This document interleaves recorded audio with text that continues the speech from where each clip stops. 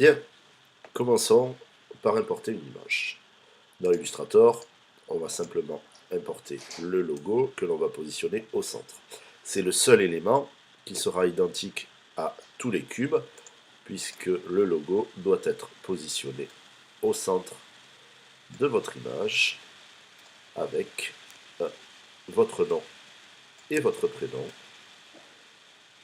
Donc je positionne mon logo, attention, je laisse toujours un peu de blanc autour, et de cette façon-là, je mets mon nom et ma classe, et même l'emmener pour pouvoir réaliser ici. Tous les cubes devront avoir cette disposition-là. Bien entendu, la typo qui est en dessous, j'ai écrit mon prénom et mon année. Vous pourrez choisir, bien entendu, la typo, il n'y a aucun souci. Vous positionnerez donc le logo au centre, puisque ça sera le bas du cube une fois plié. Puisque le haut du cube se situe ici. L'encoche qui permet de fermer le cube se situera ici. Et le sol, c'est-à-dire le cube, sera posé sur le logo. Donc les visuels seront positionnés principalement sur ces quatre côtés-là et l'élément qui est au-dessus. Donc il faudra au minimum 5 visuels pour agrémenter le recto de mon cube. Je vais commencer donc par importer une image.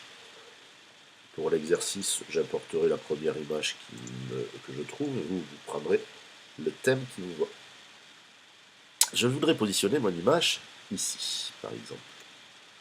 Si je regarde, je vais me retrouver avec une image rectangulaire, alors que je devrais positionner mon image dans un carré.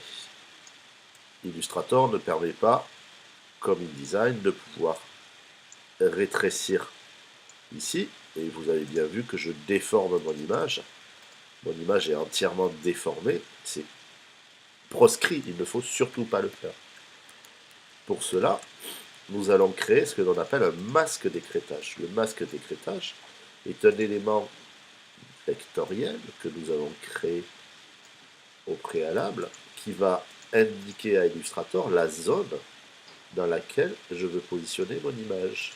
Comme vous avez pu voir, j'ai fait un rectangle, un carré qui est à la superficie de mon élément et je la positionne sur mon image. Je prends les deux objets, je sélectionne les deux objets, donc voilà, ils sont ici, et je vais dans Objet, masque d'écrêtage, et je crée. Vous voyez, vous avez le raccourci qui est ici.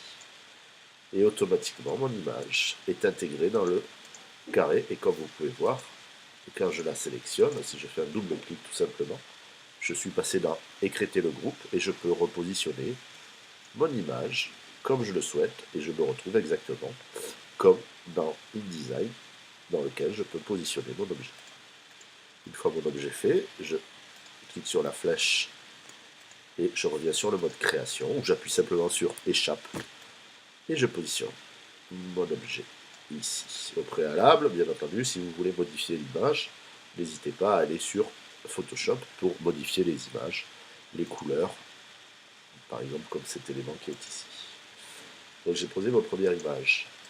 J'importe ma deuxième image.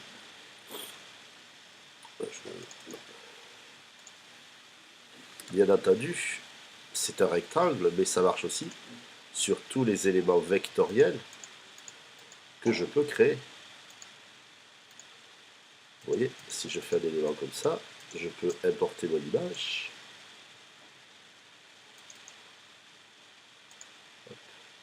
Je vais la réduire.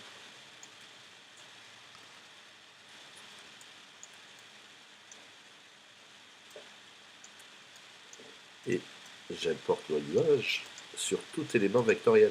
Attention, pour qu'un masque d'écrêtage soit efficace, il faut que l'élément qui va écréter l'image, c'est-à-dire l'élément qui va lui donner la forme, soit au-dessus. Donc je sélectionne les deux objets et je fais masque d'écrêtage créé. Et vous voyez que l'objet a pris la forme de mon vecteur. Donc, je refais un petit carré et je positionne une nouvelle image à l'intérieur. image.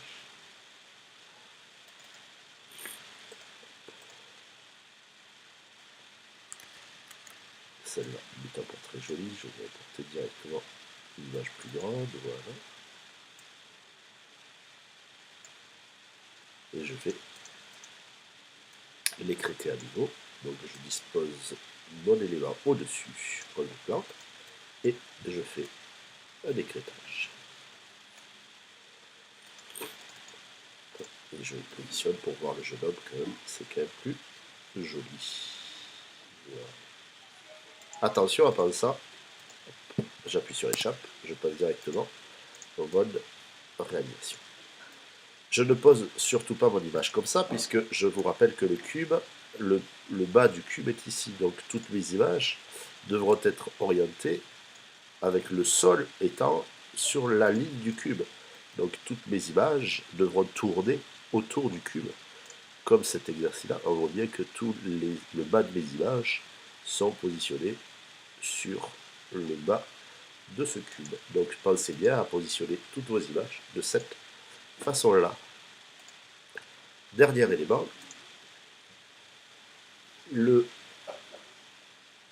fonds perdus. Les fonds perdus, je vous rappelle que le gabarit qui est ici étant la ligne de coupe du cube. Donc si je veux avoir un élément graphique, je pense à mettre une couleur, je pense à faire sortir ma couleur de la zone rouge. Par exemple, si je mets un vert ici, je pense bien faire sortir mon élément en dehors du cube. Je peux toujours passer mon élément création en dessous pour voir le filet rouge ici, pour que j'ai de la matière quand je coupe. Donc si vous mettez une image dans ces zones où je suis impacté par une ligne rouge, je fais comme tout exercice, je crée des fonds perdus. On peut voir ici que j'ai créé un fond perdu ici. Là, mon image n'est pas à fond perdu, ici aussi.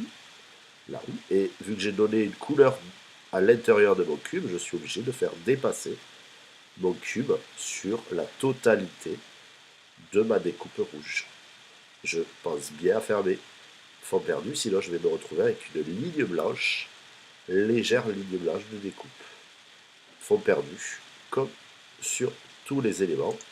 Et pour créer ces rectangles, je pense au masque d'écrêtage.